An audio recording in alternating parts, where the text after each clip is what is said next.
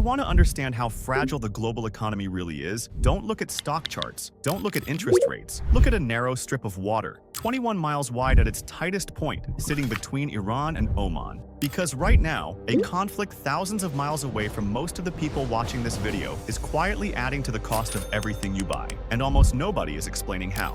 The Strait of Hormuz is not a place most people think about, but they should, because it is arguably the single most important economic pressure point on the planet. Every single day, roughly 20 million barrels of oil move through that narrow corridor. That's approximately 1 in every 4 barrels of seaborne oil traded anywhere in the world, flowing through a gap you could cross by boat in under an hour. And it isn't just oil. The majority of Qatar's liquefied natural gas exports, and nearly all of the UAE's, transit the same route, which means the Strait of Hormuz doesn't just control oil prices. It controls gas prices, electricity prices, and the cost of manufacturing goods across an entire hemisphere. 80% of everything that moves through the strait is headed to Asia. So when a conflict threatens this route, markets don't simply react, they reprice the planet. In early 2026, the risk around Gulf shipping escalated sharply.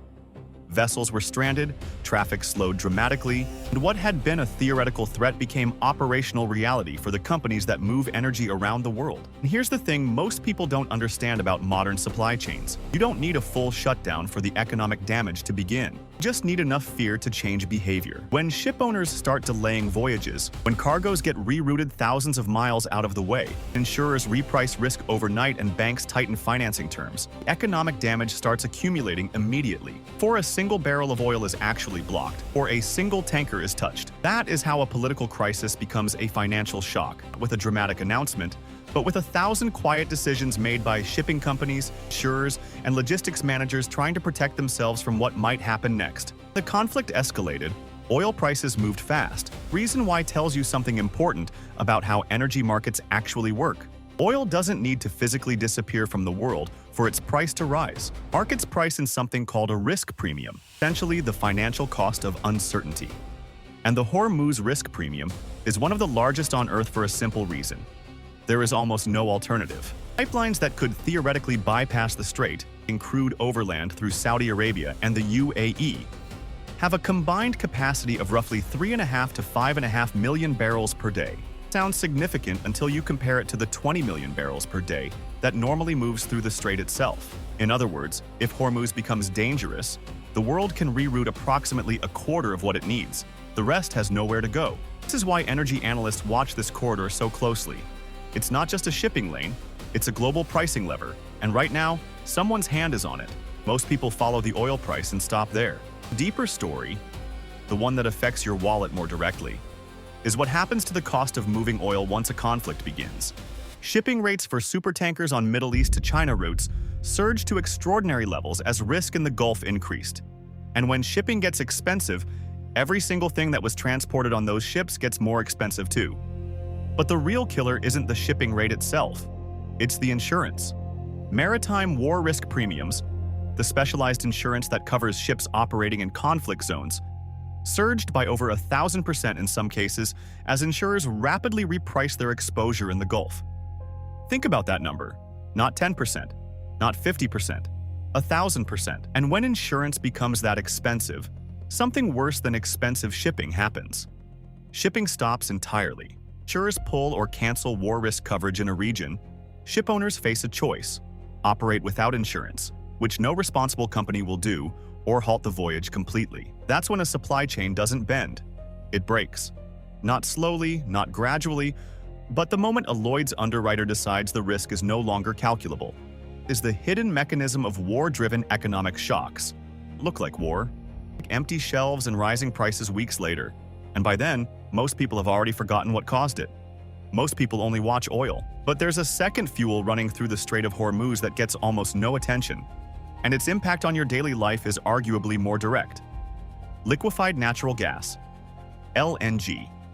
The majority of Qatar's LNG exports and nearly all of the UAE's LNG exports move through the same corridor as the oil.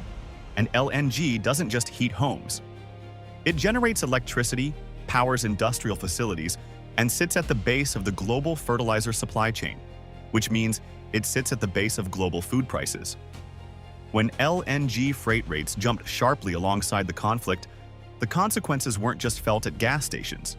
They moved through electricity bills, through the cost of running factories, through the price of food on supermarket shelves. Oil gets the headlines. Gas does the quiet damage. Here's where this stops being a geopolitics story and becomes a story about your life. Energy shocks are essentially an invisible tax. One that nobody voted for, nobody announced, and nobody can easily reverse. When transport gets expensive, production gets expensive, and when production gets expensive, companies raise prices, slowly at first, then all at once, as every business in the supply chain passes the cost forward to the next one and eventually to you. And the timing of this particular shock could not be worse. Central banks across Europe and North America spent the last 2 years trying to bring inflation back under control. Interest rates were held high, borrowing became painful, and economies slowed, all in the effort to squeeze inflation out of the system. Now, just as rate cuts were finally appearing on the horizon, a new energy shock is reviving exactly the fears that rate hikes were designed to kill. Money markets began pricing in the possibility of rate hikes rather than cuts, and the European Central Bank, already wary after misjudging the previous inflation wave, found itself watching Gulf shipping data alongside economic indicators. This is the nightmare scenario for ordinary households. Prices rise, rates stay high, growth slows. It is not just expensive gasoline.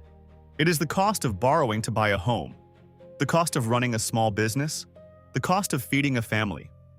All of it traceable back to a strip of water most people couldn't find on a map. 80% of the oil moving through the Strait of Hormuz is headed to Asia, which means that while Europe and North America feel this shock, Asia absorbs it at a completely different scale. China in particular responded early and predictably. Crude imports rose as refineries increased throughput and strategic stockpiling kicked in. And when the world's largest energy importer starts buying more, earlier, and competing harder for alternative supply, prices go up for everyone else too. This is one of the most underappreciated dynamics of energy conflict economics.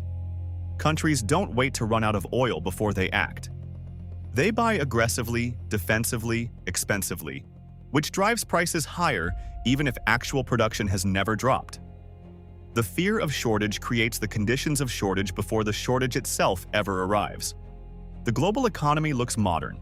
It runs on satellites and algorithms and real-time financial systems connecting every corner of the planet. But underneath all of that, it still depends on the same old-fashioned bottlenecks it always has. A single 21-mile stretch of water can raise the price of oil, spike the cost of shipping, trigger an insurance crisis, revive inflation, and delay interest rate cuts. All simultaneously, all within days of a conflict beginning. The Iran conflict is a geopolitical story, yes, but it is also a financial stress test for every economy on Earth. And the next headline you see about the Strait of Hormuz, don't read it as a foreign policy update. Read it as a preview of your next energy bill.